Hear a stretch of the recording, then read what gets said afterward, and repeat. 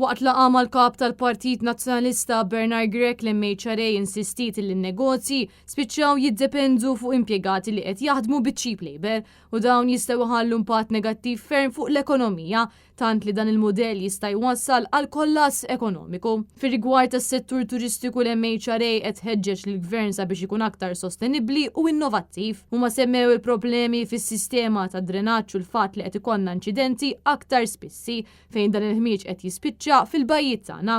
Jikkummenta Tony Zara, President tal-MHRA. Il-kwistjoni tal-kwalità hija xi ħaġa li qed nistennew li l-Gvern jieħodha iktar bis-serjetà, iktar investiment fil-indafa, iktar investiment fil-kwalità ta' toroq, iktar investiment fil-beaches u dana allura jagħmel prodott ta' kwalità. Kummenti li tal in-Net News il-kap tal-Partit Nazzjonalista wissa biex il-pajjiż ma jibqax sejjer f'din id-direzzjoni u semma wkoll kif fejn jidħol titjib tal-infrastruttura, il-Ministri jridu jagħmlu dak li jgħidu u mhux joħorġu bil-proposti sempliċement biex jagħlqu ħalq in-nies.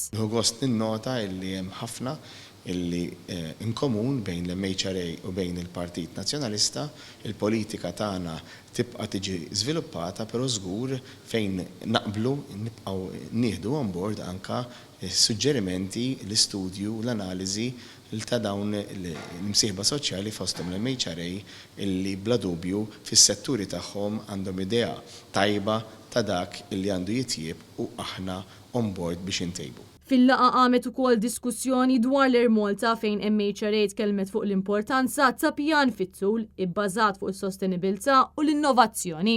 Preżenti għal din il-laqa kien hemm id-deputati tal-Partit Nazzjonalista Ivan Bartolo, Jerome Caruana Cilia u Mario De Marco, flimkien mal-kandidata tal-Partit Nazzjonalista għall-elezzjoni tal-Parlament Ewropew Mirjana Kalleja Testaferrata Denoto.